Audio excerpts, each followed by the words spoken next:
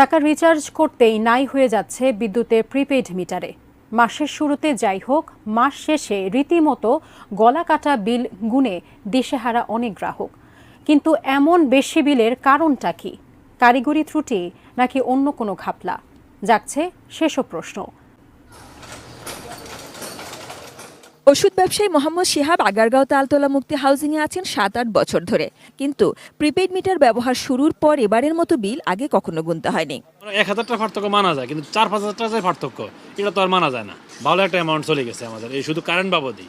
এমন ভোগান্তিতে আরও অনেকে, হিসাব মিলছে না তাদেরও। 2000 টাকা ভরলি 3 দিন 4 দিন পর আবার কাটিয়ে যায়। শীতের মধ্যে আপনার কাছে 8 দিন 10 দিন করে গেছে 2000 টাকা, আর গরমের ভিতরে 4 দিন 3 দিন। এতদিন ছিল রিচার্জে ভোগান্তি অভিযোগ, এখন যোগ হলো এমন অতিরিক্ত বিলের ভোগান্তি। মানতে পারছেন না গ্রাহকরা। কিভাবে কতটুকু চার্জ কাটে, কতটুকু চার্জ বাড়াইছে এটা আমরা পুরোপুরি জানি না। প্রিপেডে দেখতে পারতেছি না যে টাকাটা কোথায় কাটতেছে।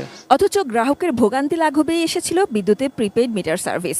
বিদ্যুৎ সরবরাহকারী প্রতিষ্ঠান Dhaka power distribution company limited DPDC এবং Dhaka electric supply company limited DESCO বলছে, ভুল নয়, দোষ নয়, যা হচ্ছে তা ভুল বোঝাবুঝি।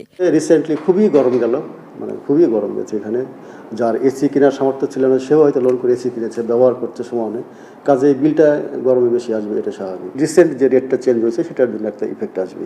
ফ্যান, এসি, কুলার যা আছে প্রত্যেকে সব কিছু ইউজ করছে এবং ব্যাপকভাবে ইউজ করাতে তার কনজামশন বেড়ে গেছে।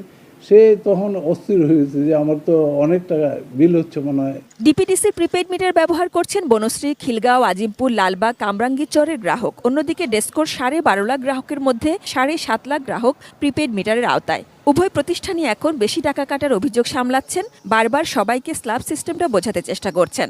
যখন আপনি একটা কার্ড রিচার্জ করবেন, মাসে একবার আপনার ডিমান্ড চার্জটা কেটে নেবে, লাইন সার্ভিস চার্জ বা মিটারের ভাড়া যদি থাকে সেটা টাকাটা কেটে নেওয়ার পরে নেট ব্যবহারযোগ্য যে টাকা সেটাই মিটারে থাকবে। 0 থেকে 50 ইউনিট পর্যন্ত যারা বিদ্যুৎ ব্যবহার করে ওদের রেটটা হলো 4 টাকা 63 পয়সা পার ইউনিট। প্রথম দাম হলো 0 থেকে 75, এটা হলো 5 টাকা 26 পয়সা করে। আর ষষ্ঠ দাম যেটা হলো 14 টাকা 61 পয়সা। যত বেশি বিদ্যুৎ ব্যবহার করবেন আপনি, স্ল্যাব কিন্তু চেঞ্জ হয়ে যাবে। বিল বেশি তো আসবেই, প্লাস হচ্ছে মাল্টিপ্লিকেশন ফ্যাক্টরটাও বেশি হয়ে যাচ্ছে। যেখানে 4 দিয়ে গুণ করতে সেখানে এখন 10 দিয়ে গুণ করতে হবে। তাই কেবল নিজের বিদ্যুৎ বিল কমানোর জন্য নয়, সবার জন্য বিদ্যুৎ সেবা নিশ্চিতে বুঝে শুনে বিদ্যুৎ ব্যবহারের আহ্বান প্রতিষ্ঠানগুলোর। এসি সবসময় 25 ডিগ্রি অথবা তার উপরে রাখবে। ইনভার্টার এসি ইউজ করলে কনজামশন কম হয়। ইকুইপমেন্ট ব্যবহারের ক্ষেত্রেও আপনাকে সচেতন হবে। কম যেটা পাওয়ার কনজিউম হয়, যেমন এলইডি লাইট পাওয়া যাচ্ছে আজকাল, খুবই কম পাওয়ারে ভালো আলো দেয়। বিদ্যুৎটা কম ব্যবহার করে আমি সাজেস্ট করবো 200 নিচে আসতে বা 300 নিচে আসতে, তাহলে কিন্তু ফ্লেক্সিবল থাকবে। প্রতিদিন কত ইউনিট আপনি বিদ্যুৎ ব্যবহার করেন আর এটার এগেনস্টে আপনার কত টাকা কাটছে, এটা কিন্তু কাস্টমার নিজে ঘরে বসেই আমাদের অ্যাপস দিয়ে দেখতে পারে।